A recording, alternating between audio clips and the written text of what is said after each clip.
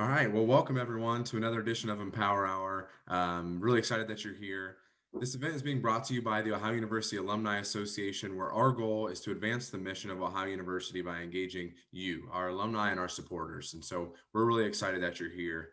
We need you to stay involved with this university that you love in order to keep putting out wonderful programs like this and creating more opportunities for current and future Bobcats. And so thanks for being here and supporting us today. My name is Caleb Biesecker, and I'm the Associate Director of Alumni Experiences, and I'm going to be your host for the day. And to kick us off, I wanted to go over just a few housekeeping items. And so just as a reminder, your microphones and cameras are turned off, but you are able to communicate and engage via the chat function at the bottom of your screen. And so definitely encourage that. Be as active in there as you would like to be. Just as a reminder, where it says who you're going to send the message to, if you want other attendees to be able to see and engage with you, be sure to change that to all panelists and attendees. That just makes things a lot of fun. If you have any questions, be sure to put them there. And I know our presenters are going to try and look at those and answer those throughout as they're able to. And so be sure to do that. If you have any tech questions, be sure to put them there as well. And our event coordinator, Barb Fiocchi, will try and answer those there as well. So definitely be engaged there. It makes things a lot more fun. Also wanted to remind you this presentation is being recorded. And so if you enjoy it and want to watch it again, it will be on the Alumni Association webpage, or if you want to share it with friends, you can direct them there. Be edited, be up available a few weeks after this presentation. Lastly, just want to make you aware we've got a 20% off code for the Bobcat store in the chat. Be sure to take advantage of that and get your Bobcat swag that you need. This is the time of year to be getting that for friends and family. There's also some great Black Friday and holiday deals going on there too, so check that out.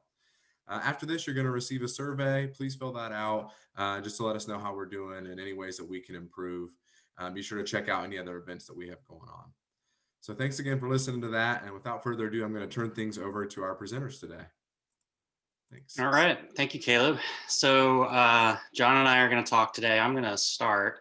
I'm the chair of civil engineering and an environmental engineer. John, you want to introduce yourself? Yeah, I'm John Sabra. I am a professor of art in the School of Art here at OU, and I chair the painting and drawing program. All right. You want to pull up the presentation? You bet. So I appreciate you guys showing up today. We're going to tell a little story, which we've told many times, and it's always a treat to get a chance to tell it. It's probably the best project I've ever worked on. We're going to talk about a pollution problem in the region and what we're doing to fix it. I want to highlight our funders on here. We couldn't have done this without a lot of support from Sugar Bush Foundation, Dick Dickerson, our university, Rural Action, and then some other folks who helped with the pictures and the video, Ben Siegler, Ashley Stoutmiller. They took a lot of the amazing photos in here, and Gamblin Artist Colors, who have supported us as well. John will talk more about that. Okay, next slide.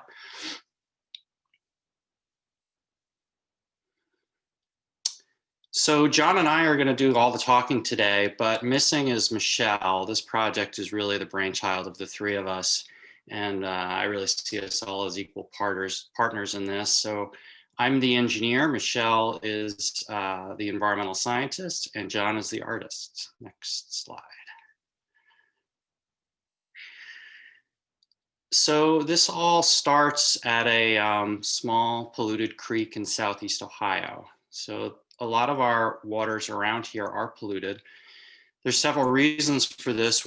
One is it's a rural area that has little political clout, and it doesn't really get much attention. The other reason is we have a legacy of coal mining. Could you go on to the next slide? So it all comes from this rock. This was laid down about 350 million years ago when Ohio was a giant swamp. It was a swamp for about 100, maybe 200 million years. And it collected the plants in that time, collected solar energy as they always do and converted it into chemical energy for 100 million years. And some of that got laid down and accumulated and transformed by geological processes into this valuable rock, coal. So it's really an amazing resource. It's, as I said, it's like 100 million years of solar energy all condensed down into this one little pocket of chemicals. And in this region, there's been a lot of coal extraction. Could you go to the next slide? This is done two different ways, typically surface mining. And this is what actually a small surface mine looks like. They dig down to the coal layer and then take it out.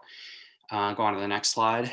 But what we're going to talk about today are underground mines. And this was a more common mining practice before we had big earth moving equipment. And it's the same kind of deal. They find this coal seam. These geologic deposits tend to be laid down horizontally.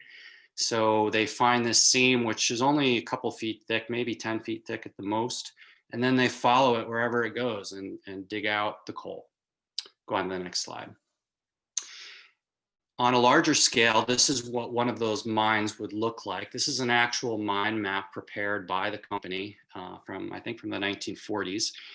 And this is called room and pillar mining. And you can see why.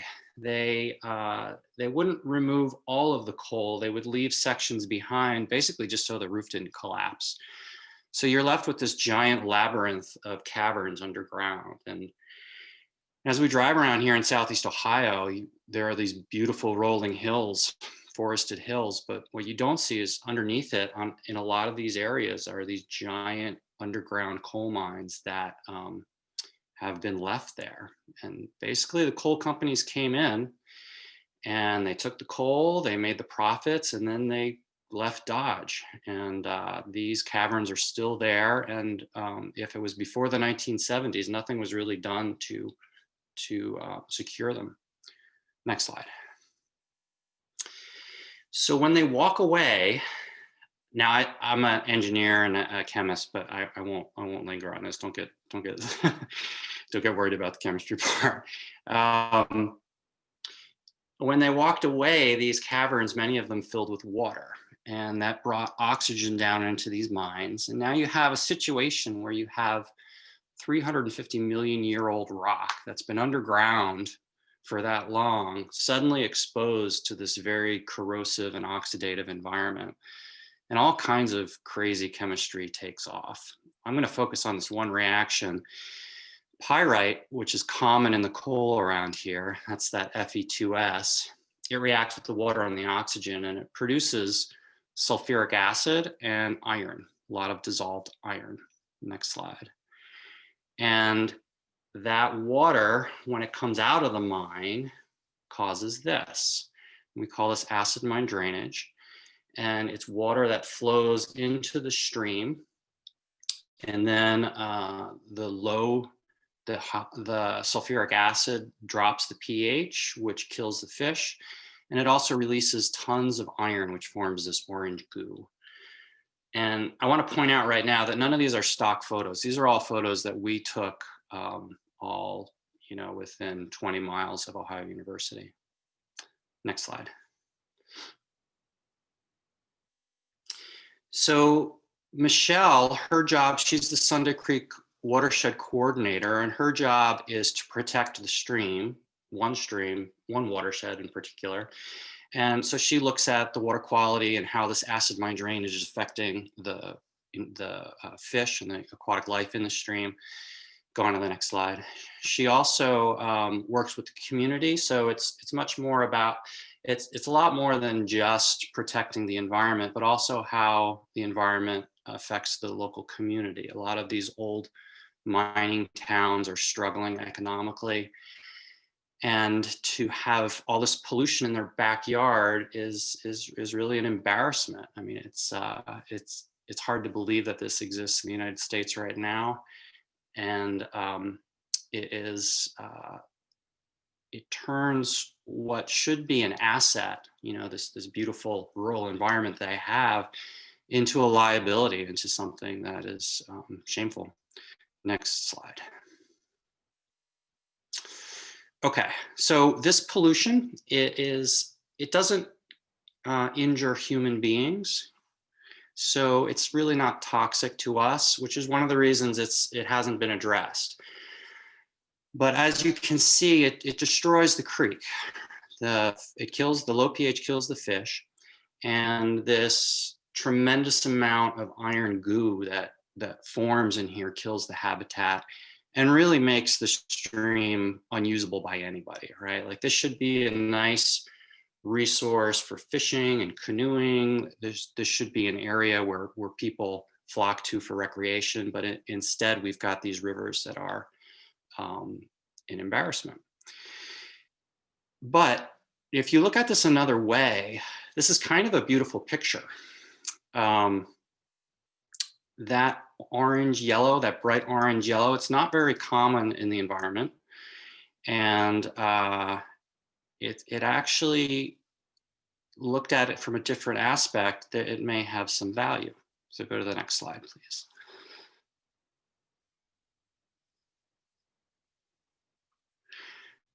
And it turns out iron oxides are natural pigments that have been used from the dawn of civilization, really. This is a cave painting in France, one of the oldest. And you can see that gorgeous bison is painted in iron ochre. This is the same mineral that we can produce or that can be produced from the sludge in our streams. And on the right, you see a process where they are actually doing that. They're collecting iron oxide from the environment, not from mines, but from the environment, and using it to create an iron pigment. These iron pigments are widely used in the paint industry, in the construction industry. So it's not just paint, it's to make bricks and block and colorants for cement and such. But it's a huge commodity used in vast quantities throughout the world. Next slide. Okay, this is my magic trick. So when you go to the site, you can collect some of the acid mine drainage, and you can see it's totally clear when it comes out of the mine. It's because the iron's in a ferrous state. But when you raise the pH, you can see the iron, and it precipitates as a ferrous oxide. If you oxidize it further, it becomes ferric oxide. So that's a solid which can now separate from the water. So it can settle out. And then we get clean water on the top, which can go back to the stream. And then we have this orange sludge. And that orange sludge, we can dry it and pulverize it. And you come up with this gorgeous powder that you can turn into a paint. Next slide. So once we sorted all this out, we were very excited. I got right to work and I made some paint, and you can see that brown sort of baby poo at the bottom, at the top up there. And I actually went to some paint companies with this product, and they were not interested in buying our paint. So with most of these things, it turned out to be much more complicated than I first expected.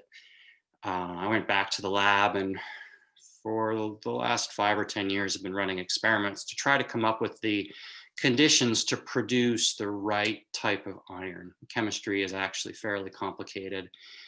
But now we're at the point where we understand the process, and we're able to take the acid mine drainage and direct the oxidation and precipitation process so that we produce a very pure mineral. Next slide.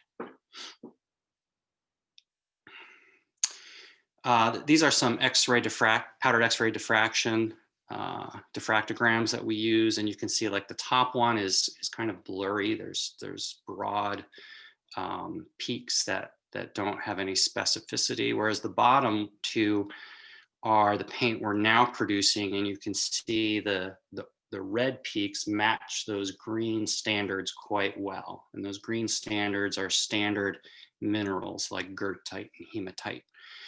So what this shows is that we're getting purity in our product in terms of our mineral composition. Next slide. So we were able to make this yellow, and one of the advantages of working with an artist is he's kind of unconstrained by rules and reasons sometimes. And so I was in the lab drying this yellow stuff, and John suggested we dry it in the oven, and I told him, no, that's not going to work. It messes with the mineral composition, and it's not, you can't do, no. but he did it anyway, and put it way too hot, actually, and came out with this gorgeous red color. So we can take the yellow as the raw product we can create, but then through heat treatment, we can convert the goethite mineral into a hematite mineral. And that actually has, a lot of value in the paint industry. But that wasn't enough. There was another instrument next to the oven, and John said, well, why don't we dry it in that? I said, no, that's a furnace. It's way too hot. No. But he did it anyway, and out came this purple, and that has even more value. In fact, it's a fairly unusual pigment, and I'm still playing catch up there. I really don't know what mineral we're looking at there. I don't know why that's purple. But anyway, we now have the capability of making these 3 different colors from the acid mine drainage. Next slide. So with some funding and a lot of proposal writing and some really generous support, we were able to build on this concept. So we took this out of the lab. We built a pilot scale treatment. This is at a polluted seep in Corning, Ohio. You can see that red ball. That's where the seep comes out of the ground. That drains about 20 square miles of underground cavern, and it all goes right into Sunday Creek right there. And we took our lab process and we converted it into a continuous process and tested it here. So go on to the next slide. After we got some good results from this, we decided, or we were able to raise money to go for the big dog in Ohio. So this is probably the worst acid mine drainage seep in the state. It produces a tremendous amount of water. It's over 1 million gallons a day of polluted water that goes into Sunday Creek. Tremendous amount of acidity. The pH is below 3. Once you oxidize all of the iron, all of the metals, the iron is 300 milligrams per liter, which is a tremendously high concentration. It's about 6,000 pounds a day of iron that gets released from this one seep. And it's been doing it for 40 years, and I'll probably do it another 100 years. So this goes into Sunday Creek. It kills Sunday Creek for the next 7 miles, and which then drains into the Hocking River, and then all of that pollution goes into the Hocking River and flows right past Ohio University. And this was sort of what started me on this whole project. About 10 years ago, I had a conversation with the Sunday Creek Watershed coordinator, and they said, until we fix this, Sunday Creek will never be healthy, and we don't know how to do it. And this is what we've been working for since that day. Next slide.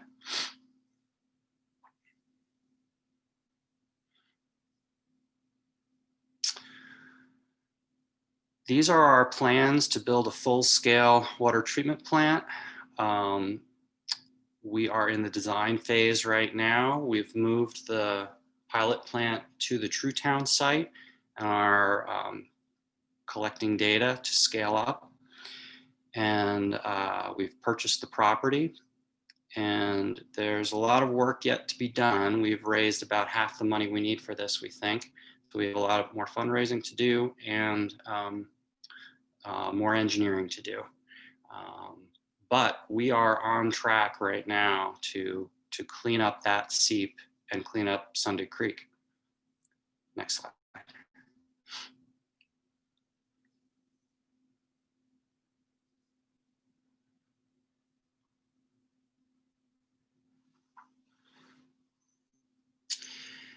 Michelle started a company to operate this plant. So, this is not something that you can just put in place and walk away. This has to be a water treatment plant that is operated on a daily basis forever. So she started a company that's going to operate the treatment plant and sell the pigments. And those colors are the actual colors that we've been able to produce. Next slide. All right, here's the real punchline for me. So I said at the beginning, the problem here is lack of political capital, really. This is a pollution problem that is definitely solvable, but it's expensive. And the state of Ohio does not prioritize these polluted sites. So they've remained polluted for the last 50 years or more, and will stay that way. The only way to clean this up is if we can do it affordably. So from this one seep in Truetown, we can collect 2.6 million pounds of pigment every year. That sells for about 75 cents a pound, which means we could get about $2 million a year in sales of pigment. Now we have to pay for the cost of operating the plant, of paying people to run it, but we should be able to not only run the plant, but make a profit. Next slide, please. And that is for me, that's the main takeaway. So I just want to say that again, we've totally flipped this equation, right? We've got a pollution source in the region. We've got a liability which will last for another century, and we've turned it into an asset. Not only can we now clean up the stream, but in the process, we'll pay for it. We can do it for free, and we can create some jobs and create some revenue in this small community. Next slide.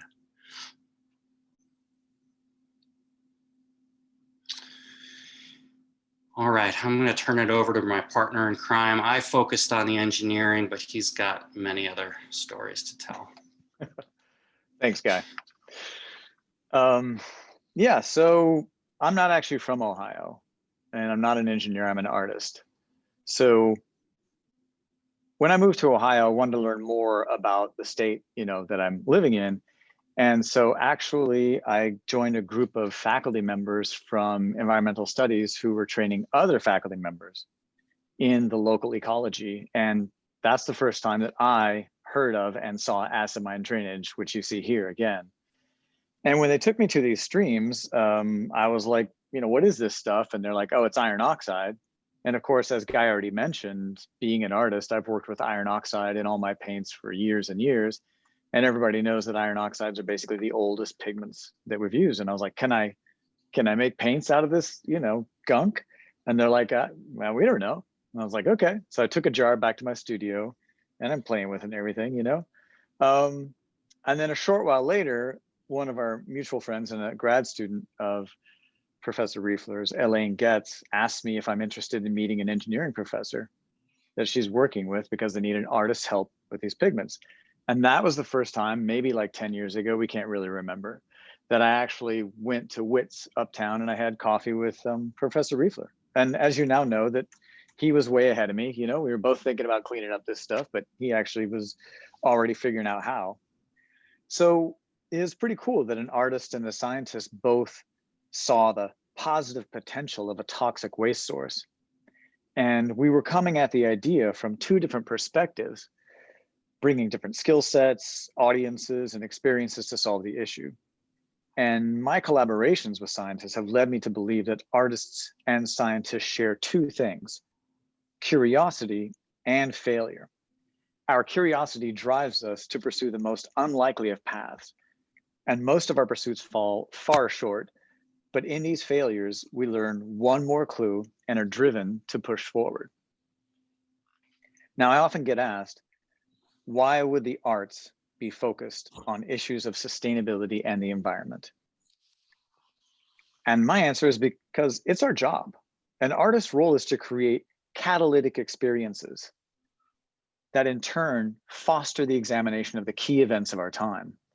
And these examinations may result in actionable realizations. I mean, after all, artists do create culture, and culture has the power to transform the world. And I felt that our project needed an expressive visual demonstration that tells the pigment's story, its symbiotic place in the grand scheme of things. And so I began to use our pigments in a mix of other standard artist colors to make paintings that build a contemplative dynamic relating to the sublimity of nature, but also the fragility of our current relationship with it. And as you saw before, I mean, my paintings changed a lot as our pigment changed, because yeah, this was our first pigment and it was not, boy, how do you put it politely? It didn't warrant excitement, let's just put it that way. So yeah, paint companies, you know, weren't super excited about it, to say the least. But once we got to get these really, really rich orange irons out, then they were really fun to paint with. And I began to use them in this series of paintings that I call the Chroma series of paintings. And so these are on aluminum panel. They're made with mixed media, typically a water-based paint initially, then moving into oil paint as it moves along. And they're really fun to paint with. And then when we got to the red, which is a fantastic burgundy, that was also fun to paint with. This is a painting of the Mississippi River as it flows past Memphis towards the St. Francis forest. And then, yeah, this violet was crazy. Neither of us had any expectations that anything good was going to happen from firing them at way too high a temperature, but we were stunned. And so this has been a blast. This is about 4 feet by 4 feet, and you can see it splashed all in there, sort of like an oil spill in the ocean, I guess, and stuff. Absolutely fun to work with. So eventually what we did, once we got these colors and they were kind of sexy and they were kind of nice, I developed a relationship with a large paint company, Gamblin Artist Colors. And when I say I developed a relationship, what I really mean is that I actually went to Portland, Oregon, and I just barged into their factory uninvited, literally. And I just told the receptionist, I was like, we're from Ohio, cleaning up pollution, you know, and she didn't want me to meet anybody because I didn't have any appointments. She was like, no, you can't have an appointment. And I kind of was a little bit stubborn. And eventually she said that the plant manager could talk to me for like 2 minutes. And his name was Scott Gelatly. And about 3 hours later, after Scott and I talked forever about it, we left with an agreement. And so for several years now, Gamblin have been testing our pigments in their labs in different ways to make sure that our pigments are non-toxic, light fast, stable, and meet the highest standards for artists. And last year, well, a couple of years ago, actually, Gamblin produced our first batch of co-branded paints. Now, these are oil paints made for artists, and they made 500 tubes of it. And then through a successful Kickstarter campaign, artists around the world got this kit with 3 samples of our dry pigments in it and this cool oil paint that Gamblin made in their factory.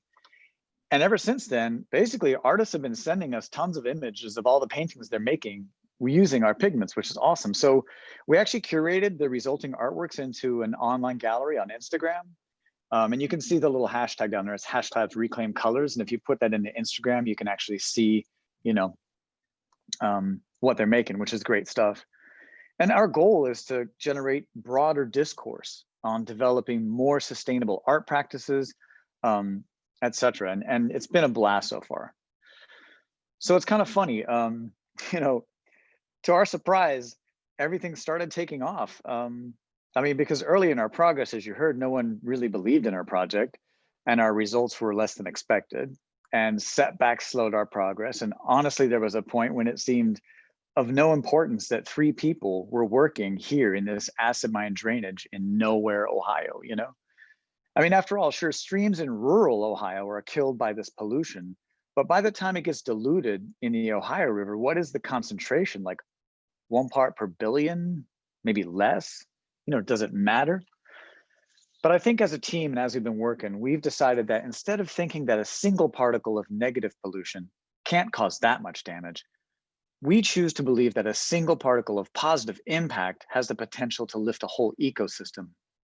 And our tiny project can actually connect directly to these 7,000 tributaries that feed into the Mississippi River and exit into the Gulf, and join the global currents from there. And our little project can reach all the far-flung parts of the world.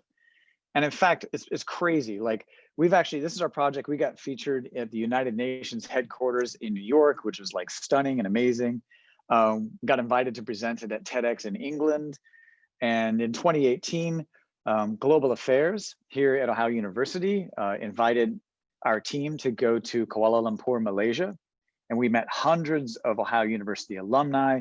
We were able to work with 3 different universities there and their students, art students and engineering students, to work on local problems and to talk about collaborations and how they might take place between art and science, which is absolutely amazing. And this is one of the things we love to do, is working with students, really. So last fall, I was invited by the Wexner Center and by artist Maya Lin, who most of you might know, to actually give a talk and a workshop about her work dealing with water quality in Ohio as well. And so naturally, we brought some students along, and this is one of my graduate students, Pei Wu. And what we did is we worked with Pei Wu and we created Chinese inks using our acid mine drainage pigments. And then we taught the participants to actually paint in a traditional Chinese style using our pigments, tree branches of a redbud tree. And then what we did is we took compost that was manufactured here at OU in our huge composting center, which is amazing. And in that compost, Susan Calhoun, who was here with OU, and she actually worked with Maya Lin to plant the trees in Input, her installation that's there in Bicentennial Park. And she still had the redbud seeds left from some of that. And so we took those redbud seeds, and each participant in the workshop took a redbud seed, put it into the compost, and folded up their own painting into an envelope where they could plant it anywhere in the world to grow a new tree and fight climate change, which is awesome. And then what we did is all the participants actually drank tea. And the tea was made from herbs that was grown by Pei Wu in her fish tank. And then we had our ceramic student, Bree Murphy, who built these Delta Styles 3D ceramic printers, actually design a teacup that was based on Maya Lin's installation. And then she glazed those teacups using the pigments from our project. And so every participant got to plant a tree, learn how to paint, and also got to keep a teacup that was made using our pigments to honor what happened there, which is just great fun. All of our students have been involved in all kinds of aspects of this, designing the plant, laying foundations, incredible amounts of insect bites, you name it. And it's been a blast working with them. We even had a science communication class, which you can see here, come to my art class and critique the designs that the artists made for the plant. But neither the art class nor the science communication class knew that they were actually going to meet each other that day, which is just fantastic. And then our student team worked with all the people in Corning to make sure that their town was represented and weren't seen as interlopers, etc. Amazing stuff. And then this last year, before we got shut down for the pandemic, in the early spring semester, you've seen this already. You know, this is our site at Truetown, Ohio. And then we have this big plant that's going to be built here on the right. And one of the things is, if we're going to build that plant and we're going to move dirt and we're going to build buildings, is we have to mitigate the wetland. And so this is what that property actually looks like, and a great drone shot from Ben Siegel from OU Communications I'm super happy about. And down here in this lower end, right in that triangle at the bottom, we need to build a wetland because we have to mitigate some of the construction that we've done. So my students designed this wetland for the other half of the property that we're not going to use. And this design, all of this gray swirly kind of walkways and stuff, basically, we're going to put a bunch of sculptures there from artists that people can look at, because this is going to flood every season. And when it floods during the flood season every year, those sculptures will actually have water come in them and go out of them and everything else, which is going to be awesome. And those blue things are ponds with little islands in the middle of it. And one of those islands is going to be named Riefler Island after Guy Riefler. We think that we're going to basically have, you know, timeshares on there, so you guys can camp out on the island if you want to, which is going to be great. So the thing is that Gamblin got very excited about what happened with the first batch that they did, and they were like, let's make more paint. And we were like, yes, let's make more paint. But our plant isn't built yet. So we've been going out this whole year with teams of students. This is all acid mine drainage, and we harvest it in thousands of 5-gallon buckets, and we haul it back and we process it. And, you know, we've got to filter it through some micron socks to get most of the water out and to concentrate the iron oxide, which is crazy. And then bribe a grad student to ruin their truck, hauling dirty AMD back to our labs. And then we dry it. We took over the sculpture building for like 4 months. They were really great and let us do that, which is just awesome. So the thing is that, let's see here. Yeah, that's me. So it worked. So right as the pandemic was like getting rolling, right before March, basically, Gamblin Artist Colors released a new package of paints with all 3 of our colors in it. And you get this little panel that you can paint on, which is awesome. And it's all made sustainably in Portland, Oregon and stuff. So you can right now, they actually sold out the first run, but they've already done the second run. So now you can actually go to an art store like right now and ask them to get this Gamblin Reclay Colors, and they'll send it to you. So I don't know what's going to happen after this. Who knows? It's been a crazy ride. So that's my presentation.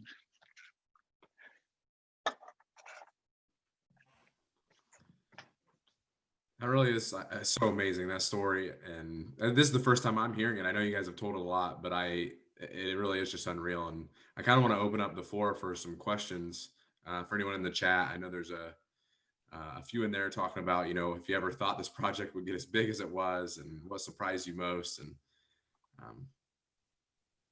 yeah, I would just love to hear from your guys' perspective on that. Why don't you take a stab at that one, guy? Yeah, from my perspective, I mean, I saw that problem at Sunday Creek and at the True Town site, and I wanted to fix it.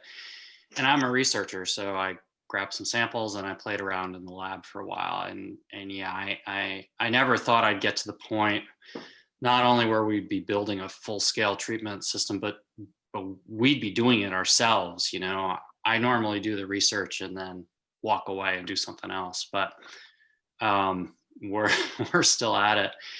So that surprised me. The other thing that surprised me is the attention we've gotten. And that's because I'm a researcher. And that's John's fault, really. It's true. Are other people doing stuff like this? You know, there's a lot of amazing stuff going on, and John can talk a little bit about that probably, but no one is doing this process with acid mine drainage. I mean, this is a new this is a brand new tool that could really change things for a lot of rural areas. Yeah, so once the Kickstarter campaign got launched and I was forced to get an Instagram and do that kind of stuff, I discovered that there are a lot of crazy people out there with the best intentions who are taking like rocks in their backyard and grinding them up, or they're way out in Arizona or Washington, whatever else, and they find all these little things that can be made into paints and pigments. So there's a lot of small little mom and pop people doing interesting things out there. The only other people that I know of that are doing it on this, or attempting to think about doing it on this scale, is one team in Britain. And then there's Bob Hedden, who's doing it in a different way. He's not actually cleaning up the stream as he does, he's just harvesting the iron oxide. So we're hoping that our technology, if it really, you know, as successful as we think it can be, that it can work globally. And then I saw a question here real quick. I'm going to go back to it. Yikes. The consistency of color batch to batch. Well, you know, funny you should ask that question. That took us forever to get consistency batch to batch. And now we're really good at it. I wouldn't say necessarily, we're probably what, 10%, maybe 15% off in terms of going to the industrial level and having it be consistent. A lot of that has to do with the seep itself. If we're at the same seep and doing the same process, we can typically get very consistent colors batch to batch to batch. But at high volume, when we have to go scrape the bottom of these creek beds, it varies just a little bit. Yeah, and these seeps are giant, right? They're coming out of these mine complexes that are 20, 40 square miles of connected underground mine. You know, the water sits in them for months before it comes out. So the water that comes out of these mines is very consistent. It's always, the chemistry is always the same. The flow goes up and down a little bit, but we have good, consistent starting material. You know, there's a question right here. This is kind of funny. It's like, what are the biggest one or two lessons learned from the beginning until now? Well, and I'm just going to say from my perspective that it has been patience. Because I'm an artist and I'm lucky. Like I walk in the studio, I'm like, man, I'm gonna throw some blue around. And I'm like, you know, and I make blue, right? And Guy is the Zen master. So like the first 3 years, I probably nearly drove him into an insane asylum because I'm like, come on, you know, and he's like, we've got to test this, we've got to do that. I'm like, what? Chemistry's so slow. What the, you know? And over time, you learn the different languages of each thing. And for me, it's been a really good influence on my art practice and on thinking through things as I look at like more expansive and ambitious projects, learning from Guy about the more scientific approach and, you know, what that benefit, how that benefits rather the process, a project is like, that's been for me the biggest lesson. Yeah, I'm gonna second how slow it's been. It's been frustrating to get, you know, every year I'm asked, so when is the plant going to be operational? And every year I'm like, oh, it's about 2 years away. And it's still like 2 years away. It's so hard to get it all to come together. But we're plugging away, and we every year we get closer. Let's see. How can people donate to this project? Stuff money in my mailbox.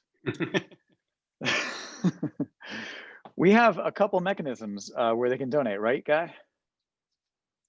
Yeah. Michelle should be here. Yeah. Michelle is the best of us. So what should we say? So yeah, I would look her up at Rural Action, and there are, so Rural Action, Google that, and there are options there for how to get involved. Colleen, thank you. Colleen hit a link down below to donate to our project. Thank you. It's great. Yeah. What do we got here? Time frame of completion of the facility. I think you answered that. Perpetually 2 years away. Yeah. I mean, we're working on the permitting right now. We've got that almost squared away. We've raised about half the funds we need to build it, we believe. So, you know, if everything goes according to plan, 2 years. Let's see. Yeah, I mean, I think one thing I want to mention to everyone is that there's, you know, Guy and I get asked to do these talks a lot. And when we can, we bring Michelle along because, you know, she's actually likable. And she's really good. She knows all the people. She's amazing. But we work, you know, once we got pilot funds, about 2.5 years ago-ish, whatever it was, our team became pretty big. Now we have people from ODNR. We have a lot of, so we sit around a table sometimes when it's not pandemic, and there's like what 10 or 12 people at times around this table representing Rural Action and Sunday Creek people and ODNR people and other things. And it's not just me and Guy. It's really like a team of people that are like the best people. Those are the only meetings I look forward to going to. No offense to anyone who's listening, but honestly, those are the only meetings I want to go to. It's so much fun. Everybody's like slapstick humor, understanding that there's this big project and there's going to be hiccups here and there. And I want to make sure that I mention our team, you know.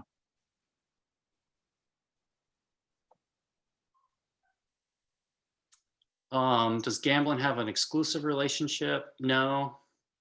Did I hear correctly? The equipment installation of core team. Yes, we've shut down the operation at Corning, and we've moved that to True Town.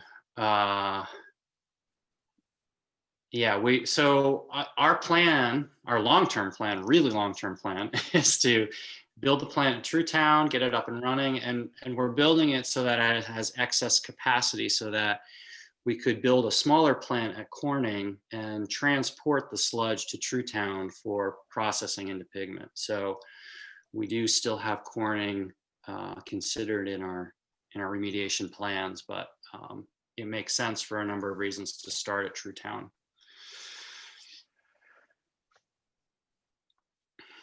Yes, you can definitely still buy my art.